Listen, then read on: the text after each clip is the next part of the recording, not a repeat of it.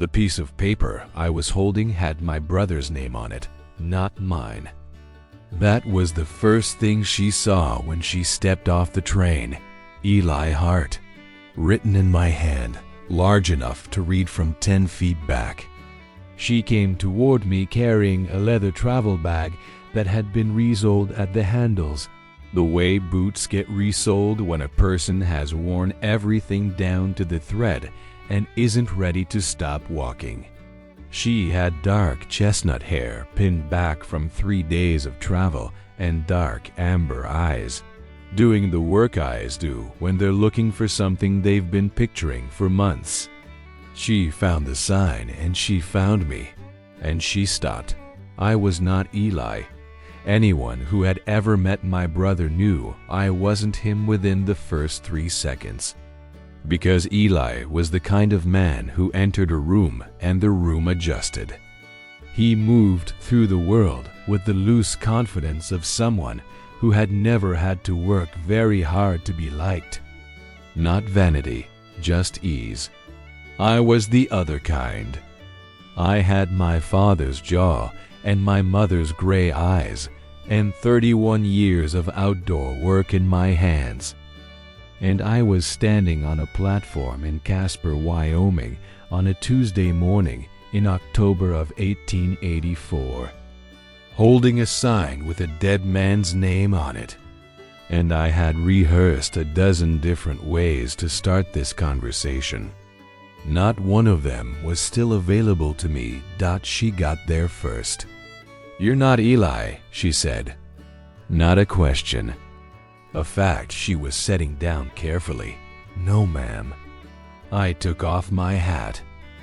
"I'm his brother, Nolan." The wind off the platform moved a strand of her hair across her cheek. She didn't reach to push it back. Leili passed. 6 weeks ago, fever. She stood very still. She was looking at me with an expression I didn't know how to read that morning and wouldn't fully understand for months. Not grief exactly, or not only grief. Something more layered. The particular stillness of someone who has prepared for one thing and is being handed something else entirely, and is deciding right there in front of you whether to put it down or carry it. "I meant to write," I said. I sat down to write 3 times. I had sat down with a blank piece of paper at Eli's kitchen table 3 times in the 6 weeks since we buried him, and 3 times I had not found a way to begin. My brother had been the one who knew how to begin things. She was quiet another moment. Then she said, "What do I do now?" I looked at her bag. I looked at the train behind her, already building steam to move on, carrying people who knew exactly where they were going. I thought about the ranch, 40 miles out, 300 acres of high grass and rocky creek beds, and a house that had felt too large for 2 people and now felt like a wound. "You can come out to the place," I said, "while you figure out what's next." She looked at me steadily. "Is that an offer or an obligation?" I thought about it honestly. "I don't know," I said. "Both maybe." She picked up her bag. "All right," she said. "Both then." Her name was Rose Collister, and she was 26 years old. And she had come from St. Louis on a train that took 3 days and cost her the last $4 she had to her name. The man she had been writing to for 8 months had described a life that sounded like something worth moving toward. And somewhere between the 2nd and 3rd letter, she had decided she was done waiting for the world to come to her. She had a mother in St. Louis and 2 sisters, and a father who had lost his dry goods business in 1881 and spent the years since working at it quietly. The way you work at something when there's no guarantee it will come back, but no other option presents itself. She had spent 2 years as a seamstress, 60 cents a day for 10 hours of close work in bad light. She was not fragile and she was not foolish. And she had read my brother's letters until she knew passages by heart the way you know a song you didn't intend to learn. She told me some of this on the wagon ride out, not all of it. She was precise in the way she gave information, measured, not because she was guarded, but because she said what she meant and stopped when she'd said it. I had not spoken much with anyone for 6 weeks, and I had not had a conversation with this particular quality in longer than I could account for. I said less than I might have. I was still working out how to be useful in a situation that had no fence to fix. The ranch was called the Hart Place. Our father had broken this land in 1861. And Eli and I had grown up on it, learning the particular patience that the high country demands, the patience of someone who has understood that the land doesn't hurry and doesn't owe you anything for showing up. Our father had died in 79 and left the ranch to both of us equally. And in the 5 years since, Eli had spent 3 of them on cattle drives down to Colorado, coming back each autumn with trail wages and a full season of stories and that easy way he had of making the house feel inhabited again. I had stayed. I had kept the fences and the cattle and the kitchen.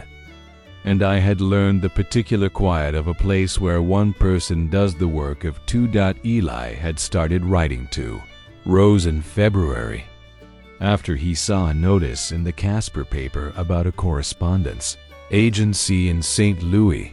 He had come to me at the table and said he thought it was worth a try. I said it seemed reasonable. He went to his desk and picked up his pen. He had a way with language I had always quietly envied, the ability to put things together in sentences that arrived in the right order and landed where they were supposed to. I had never been able to do that. I fixed what broke and noticed what was there and kept my mouth closed around most of it. The letters he wrote were good. I know because I read them after he died, all 8 months of them, sitting at his desk with the lamp burning down while the ranch was quiet around me. Careful, attentive letters. Eli described the place in specific detail, the way a man describes something he loves. The way morning fog sits low on the south pasture before the sun gets high enough to reach it. The smell of the kitchen in winter, pine resin from the log walls and old coffee, and the particular quality of wood smoke from the good cedar we cut in November. Luther's opinion of rainstorms, which was poor, and which Eli found funny in his letters. The northwest corner of the corral where the horse stood every afternoon at the same hour. For reasons that remained between Luther and whatever he was thinking about, I put the letters back in the drawer when I was done. I didn't examine why I'd read them. 3 weeks later, Rose stepped off the train and I drove her out to the ranch and showed her Eli's room and went to do the evening chores. And I did not let myself think about what came next. She was at the stove when I came in. I stopped in the doorway. Salt pork from the larder, cornbread from the meal on the shelf, 2 plates on the table. I needed to do something, she said, without turning around. I sat down. I ate. It was the first hot meal someone else had cooked for me in 6 weeks, and I did not say anything about that because there was no way to say it that wasn't too large for the occasion. I said thank you. She nodded.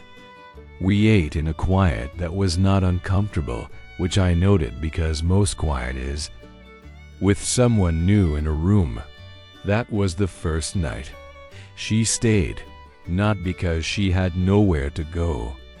Although that was true for the first 2 weeks, while she wrote letters and waited for responses and assessed what her situation actually was. She stayed because she was a practical woman, and leaving required a plan. And making a plan required energy she was spending elsewhere. She started helping without being asked. Not the cattle work, not immediately. The kitchen and the mending that had stacked up, and the house in general, which had spent 6 weeks being nobody's house. Then she began coming out to the south pasture in the mornings, watching it first, then asking questions. How do you know when a cow is sick before she shows it? What does that sky mean for tomorrow? Why does Luther stand in the northwest corner every afternoon? Good questions. The kind that come from paying attention to a particular place, not from a book about places in general. I answered them. She listened the way she did everything, completely, without performing the listening. We had been at the ranch 3 weeks when Martha Gilroy came to call. A decent woman, solid judgment, the kind who believes that doing the right thing is more important than doing the comfortable thing. She sat at my kitchen table with coffee and looked at Rose with the expression of someone who has prepared herself. People are talking, she said. You understand what I mean. I understand, Rose said. There's a position in Laramie. Schoolhouse needs a teacher through spring. It would be a clean start. She paused in a way that was meant to allow for consideration. Mrs. Colton mentioned it specifically. Rose looked at her coffee. She looked at the October light coming through the window, flat and particular, and exactly the color it gets on this land in the mornings. Then she looked at Martha Gilroy. Thank you, she said. I'll think about it. After Martha left, I went out to the east fence line where a section needed new posts. Driving posts is the kind of work that gives your hands something to do while your mind moves through something else. I drove 4 posts and thought about Laramie and clean starts, and what those words mean when they're pointed at a person instead of a situation. I came in at dusk and Rose was at Eli's desk. She had moved her things into the second bedroom 2 weeks earlier, but she used his desk for writing. She was very still when I passed the open doorway, not the ordinary stillness of reading, something different. The particular stillness of a person who has found something that has changed what they thought they knew. She looked up. Her amber eyes found me in the doorway and held me there. These letters, she said. She had a stack of papers on the desk. Not her letters from Eli, not the copies she'd brought with her from St. Louis. Drafts, sheets from the desk drawer in Eli's hand, with corrections written in the margins. Different handwriting in the margins. Mine. I had written, "The south pasture fog doesn't lift until 10." Next to Eli's sentence that had it burning off by 8. I had crossed out wood smoke and added pine resin and old coffee. I had corrected the part about Luther liking rain. She was looking at me. I looked at the papers. He used to ask me after supper, I said. The words came out slowly, not because I was choosing them carefully, but because I was understanding something as I said it. He'd be writing and he'd say, describe the morning out there. What does the kitchen smell like in December? He said he'd been gone so long he'd lost the details. I looked at the window. I didn't know he was putting my answers in the letters. The lamp made long shadows on the plank wall. A log settled in the next room. The south pasture fog, she said. That was in the 4th letter. I read it 4 times. I thought it was the most specific thing I'd ever read. I thought, this man has stood in this field every morning for years and finally written down what it looks like. He had stood there, I said. He just couldn't describe it. She put the papers back in the drawer. She was careful about it, the way you are with something that needs to stay intact. You should have written when he died, she said. I know. Why didn't you? I looked at my reflection in the dark window glass. The jaw and the gray eyes and the work in my hands. Because I read the letters, I said. And I understood what you were coming for. A man who wrote like that. And I don't write like that. I get the fog right and I fix the fence posts. I looked at her. I didn't know what I could possibly say to you. She looked at me for a long time. The fire in the next room made its small sound. Luther moved in the corral outside, his particular sound for cold nights, the one that meant he'd checked everything and found it where he left it. Nolan, she said. The man who knew what the fog does at 10. Who knew what the kitchen smells like in winter. Who knew which corner of the corral his horse goes to and at what hour. She paused. Do you understand what I've been reading for 8 months? I didn't answer. I was working out what she meant. I fell in love with a life, she said. These details. This place. And they're yours. Not Eli's, yours. The letter from Laramie came in the first week of November. A real offer, a schoolhouse through spring, $30 a month, and a room at the boarding house. Women had taught in Wyoming Territory since before most states would permit it. It was a solid position, and she deserved to know she had it. She left the letter on the kitchen table. She didn't mention it. I saw it in the morning, and I didn't mention it either.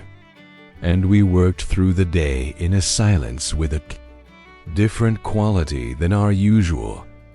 One, the quality of two people thinking about the same thing and each waiting to see who says it first. That evening she was at the dish basin, and the letter was still on the table between us. I looked at it. I looked at her back. I said, you should take the position. She kept working. Is that what you want? It's a good offer, I said. Laramie's a decent town. She set down the dish. She turned around and leaned against the counter and looked at me with the expression she had when she was deciding between the careful thing and the true thing. Do you want me to go? She said. I looked at the letter. At the table. At my hands. No, I said. Do you want me to stay? That was the harder question. Not because I didn't know the answer. Because knowing it and saying it were two different kinds of courage, and I had only ever practiced one of them. I know you didn't come here for me, I said. No, she agreed. I didn't. She looked at me steadily in the lamplight. But sometimes where you end up isn't where you were going, and you have to decide whether that matters. I looked up at her. I'd like to know, she said, if you'd let me decide that for myself. I thought about Eli, about his easy way with words, and his easy way with rooms and the particular talent he had for making things feel simple. I thought about the life he had described to this woman, the morning fog and the kitchen smell and Luther's afternoon corner, the life that had always been mine. I thought about what it meant that she had read it 100 times on a train and stepped onto a platform in Wyoming already half in love with something she had never seen. I'd like to try, I said. If you want to. She picked up the dish. She turned back to the basin. But the window glass was dark enough to reflect her, and she was smiling, the smile she kept mostly to herself, arriving before she decided to allow it. "All right," she said. Both then. I recognized those words. The same ones she'd said on the platform 6 weeks before, when I'd told her I didn't know if my offer was charity or something else. Both then. The second time they carried everything the first time was too early to hold. The winter came down hard in December. 3 feet on the upper pasture, the creek locked solid, Luther particularly difficult about all of it. We worked through it side by side, and I learned things about Rose that the letters hadn't prepared me for, that she was stronger than she looked, that she swore under her breath in cold weather with a creativity that surprised me every time, that she had a laugh she kept largely private, a quiet thing that arrived sideways in the middle of a sentence and was gone again before you were certain you'd heard it. I thought about that laugh more than was strictly reasonable. She wrote to her mother in St. Louis and described her situation as one she intended to keep. Her mother wrote back with questions I could infer from Rose's expression as she read them. She answered in letters I didn't read. That was hers. In February, the snow pulled back from the south pasture and the dead grass showed through, dry and gold and patient. The way this land is patient. I was at the fence when Rose came out with 2 cups of coffee. She handed me one. I looked at it. 1 spoonful of sugar, the way I took it. I had never told her that. She had noticed at some point in the months we'd been sharing a kitchen and filed it away without mentioning it. I held the cup and looked at the pasture. The morning fog was sitting low on it the way it always did before the sun reached it. The same fog I had described to my brother at the kitchen table one winter evening, not knowing that description would cross 1,000 miles and become part of the reason a woman bought a train ticket and changed the entire direction of her life. "I've been thinking." I said, "I know," she said. "You do it out loud. You get a line here." She touched the space between her eyebrows. I had not known that. I was going to say something, then say it. I looked at the pasture, at the fog, at my coffee in my hands. "I can't write like Eli," I said. "I can fix your fence and learn how you take your coffee and get Luther out of the northwest corner before he gets settled in for the afternoon. That's what I've got." She looked at me steadily in the cold air. "Nolan," she said, "I know what you've got." She paused. "I've been living inside it for 4 months." She said yes before I had finished asking. I noted this afterward, and she said that was because I was taking too long. And she was not wrong. We were married in April, small ceremony, on a day when the first green was showing in the lower meadow and the creek had come back from the ice. Rose wore sage green wool she had made herself over the winter in the evenings, and she walked toward me with the directness that was simply who she was, a woman who, once she decided something, moved toward it without ceremony. The ranch became ours fully, not by law but by habit and work and the particular knowledge of each other that comes from a Wyoming winter shared in a small house. I went to Eli's desk that first spring and moved the draft letters. I kept them. They were part of what had happened. And what had happened belonged to me now, the grief and the land and the fog. On the south pasture and the woman who had arrived looking for someone else and decided to stay for me. on a morning in May. I came downstairs before dawn the way I always do, and Rose was already at the kitchen window with her coffee, looking at the south pasture. The fog sat low on it in the gray light, exactly as it always did, patient and particular. She heard me and turned. She said nothing. She held out her cup, because mine was still on the shelf and hers was already warm. I took it. The fog moved in the early light, the way it always had. That was enough. That was the whole thing.